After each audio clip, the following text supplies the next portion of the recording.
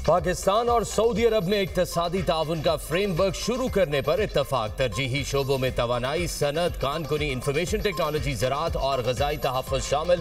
Framework के तहत इक्तिसादी, तजारती, सरमायाकारी और तरक्याती शोबों में कई स्ट्रैटेजिक और आला असरात के हामिल मनसूबों पर तबादला ख्याल किया जाएगा। वज़ीर आज़म शहबाज शरीफ और सऊदी वली अहद की मुलाकात का मुश्तरका एलामिया जारी। फ्रेमवर्क दोनों मुल्कों की क़यादत और बरादर अवाम की उमंगों की तर्जुमानी और बाहमी मफादात के हुसूल की तकमील की ख्वाहिश की अक्कासी करता है। बरादर मुल्कों के दरमियान ताउन को मजबूत बनाने, निजी शोबे के किरदार में इजाफे और तजारती तबादला बढ़ाने में मदद मिलेगी। दोनों रहनुमाओं ने Saudi Pakistani supreme coordination council के आइंदा इजलास के इनेकाद की उम्मीद भी जाहिर की। सऊदी अरब में फ्यूचर इन्वेस्टमेंट इनिशिएटिव की नवी कॉन्फ्रेंस का आगाज। वज़ीर आज़म भी शरीक। शहबाज शरीफ की दीगर आलमी सरबराहान से मुलाकातें भी शेड्यूल। वज़ीर आज़म का सऊदी अरब से बरादराना ताल्लुकात को मजीद मजबूत बनाने का इरादा। सोशल मीडिया पर पैगाम में कहा, अपने भाई सऊदी वली अहद शहजादा मोहम्मद बिन सलमान से मुलाकात एजाज की बात है। तजारत, सरमायाकारी, इक्तिसादी ताउन और शराकत दारी को मजीद वसअत देने पर भी तबादला ख्याल किया गया। सऊदी वली अहद की जाती दिलचस्पी और मुस्तकिल हिमायत पर दिल से शुक्रगुजार हूँ।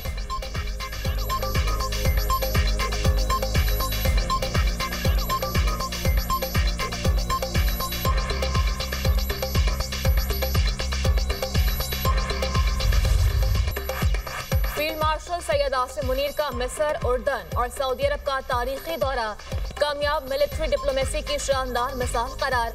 मिस्र, उर्दन और सऊदी क़यादत का पाकिस्तान की मुसल्लह अफ़वाज पर मुकम्मल एतमाद का इजहार। फील्ड मार्शल के अहम दौरों में इंसदाद दहशतगर्दी, दिफाई ताउन और इंटेलिजेंस इश्तराक पर अहम बातचीत। दौरा मुस्लिम ममालिक के दरमियान अस्करी इत्तेहाद और यकजहती की मजबूत अलामत। पाकिस्तान का खित्ते में अमन, इस्तेहकाम और मुश्तरका सलामती के लिए कलीदी किरदार उजागर हुआ। फील्ड मार्शल की फ़ाल अस्करी सिफारतकारी पाकिस्तान के आलमी वक़ार में इजाफे का बाइस है। मार्का हक के बाद कामयाब मिलिट्री डिप्लोमेसी की बदौलत पाकिस्तान आलमी उफ़क़ पर अपने मजबूत और बावकार तशख़्ख़ुस के साथ उभर रहा है।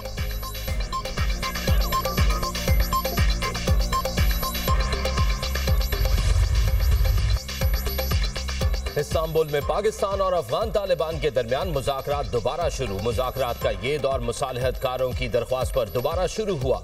अफगान तालिबान के गैर मंतकी मौक़िफ़ के बायस मुज़ाकरात के 3 अदवार तातुल का शिकार रहे। तीसरे रोज़ मुज़ाकरात 18 घंटे जारी रहे। ज़राए के मुताबिक काबुल से मिलने वाले गैर मंतकी और नाजायज़ मशवरे ही बातचीत के बेनतीजा रहने के जिम्मेदार हैं। मुज़ाकरात के दौरान अफगान तालिबान ने मुतअद्दिद बार पाकिस्तान के TTP, खवारिज और दहशतगर्दी के खिलाफ मुसद्दका और यकीनी कार्रवाई के मंतकी और जायज़ मुतालबे से इत्तफाक किया। मेज़बानों की मौजूदगी में भी अफगान वफ़द ने मरकजी मसले को तस्लीम किया। ताहम हर मरतबा काबुल से मिलने वाली हिदायत के बायस अफगान तालिबान के वफ़द का मौक़िफ़ बदल जाता है। पाकिस्तान और मेज़बान ममालिक इंतहाई मुदब्बिराना और संजीदा तरीके से पेचीदा मामलात को हल करना चाहते हैं। एक आखिरी कोशिश जारी है कि तालिबान की हट धर्मी के बावजूद किसी तरह मामले को मंतक और बातचीत से हल कर लिया जाए।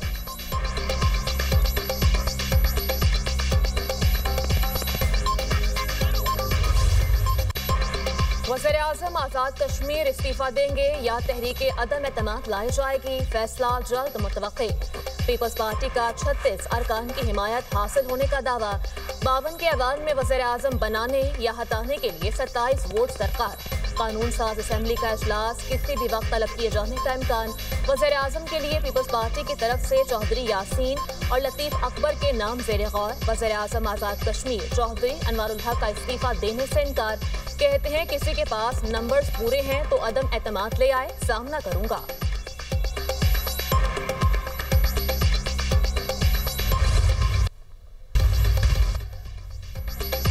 आज़ाद कश्मीर की बदलती सियासी सूरत हाल। मुस्लिम लीग नून की सियासी राब्ता कमेटी का अहम इजलास खत्म। वफाकी वजीर एहसन इकबाल का कहना है, मुस्लिम लीग हुकूमत साजी में शरीक नहीं होगी, मिलकर तहरीके अदम एतमाद को कामयाब करेंगे।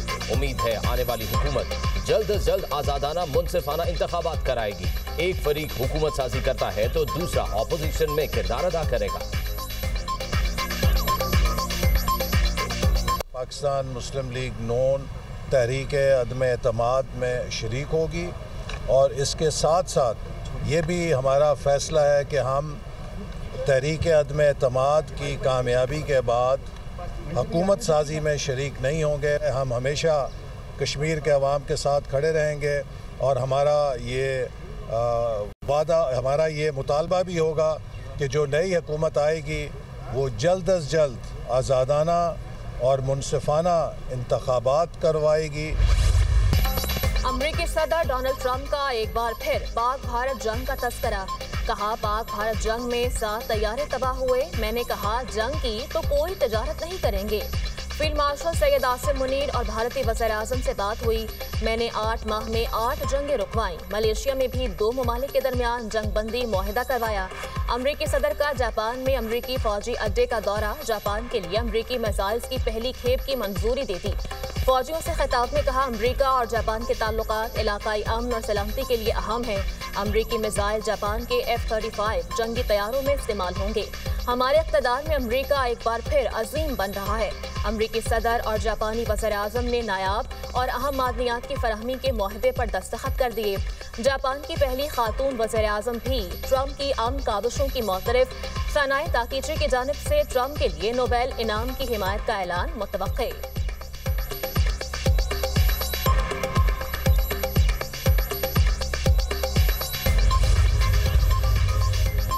नायब वज़ीर आज़म वज़ीर ख़ारजा इसहाक डार की सऊदी वज़ीर ख़ारजा से मुलाकात। पाक सऊदी ताल्लुकात पर तबादला ख्याल। गजा की सूरत हाल पर भी गुफ्तगू। खित्ते समेत बैनुल अक़वामी पेशरफ़्त पर तबादला ख्याल किया गया।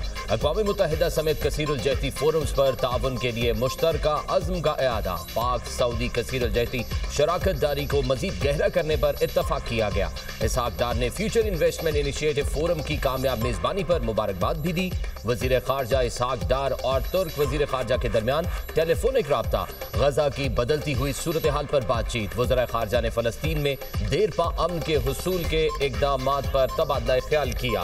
तुर्क वज़ीर ख़ारजा ने इसहाक डार को गजा पर सिफारती अमल में UNGA के साइड लाइन्स में शरीक 8 पार्टनर ममालिक के वज़ीर ख़ारजा के आइंदा हफ्ते होने वाले इजलास के लिए तुर्की मदऊ किया।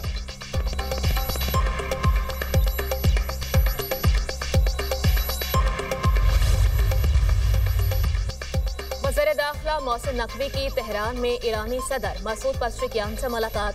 2 तरफ़ा ताल्लुकात, सिक्योरिटी और इलाकाई इस्तेहकाम पर तबादला ख्याल। ईरानी मीडिया के मुताबिक वज़ीर दाखिला मोहसिन नकवी और ईरानी सदर का सिक्योरिटी और सरहदी ताउन पर जोर। ईरानी सदर मसूद पज़ेश्कियान ने कहा ईरान पाकिस्तान और अफगानिस्तान के दरमियान इख्तिलाफात के हल के लिए किरदार अदा करने के लिए तैयार है। खित्ते में अमन के लिए हर मुमकिन ताउन किया जाएगा।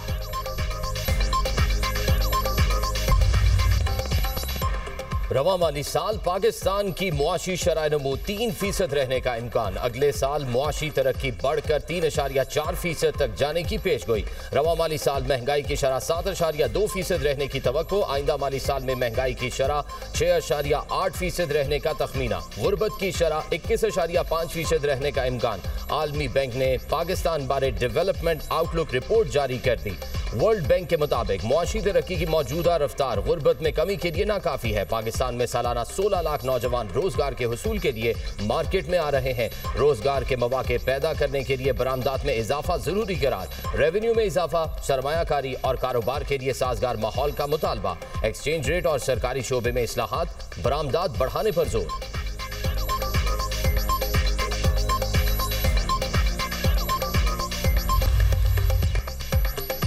बानी PTI के खिलाफ 9 मई और दीगर 5 केसेस की समाअत। District and session court Islamabad ने 25 नवंबर तक बानी PTI की गिरफ्तारी से रोक दिया। बानी PTI और बुशरा बीबी की जमानत कबल गिरफ्तारी में तौसी। अगली समाअत में बानी PTI को अदालत में या बजरिया वीडियो लिंक पेश करने की हिदायत।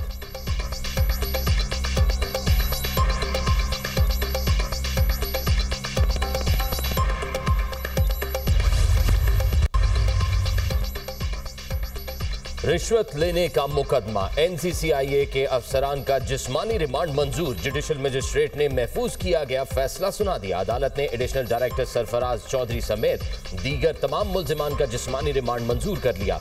मुल्जिमान 3 दिन के जिस्मानी रिमांड पर FIA के हवाले। NCCIA के एडिशनल डायरेक्टर चौधरी सरफराज और दीगर के खिलाफ FIR मंजर आम पर आ गई। मुकदमा डक्की भाई की अहलिया अरूप जुतोई की मुद्दत में दर्ज किया गया। FIR के मतन के मुताबिक डक्की भाई की फैमिली से मजमूई तौर पर 90 लाख रुपए की रकम बतौर रिश्वत वसूल की गई। तफ्तीशी अफसर NCCIA शुएब रियाज ने डक्की भाई को रिलीफ दिलवाने के लिए 60 लाख रुपए लिए। तफ्तीशी अफसर ने अपने फ्रंटमैन के जरिए ये रकम वसूल की।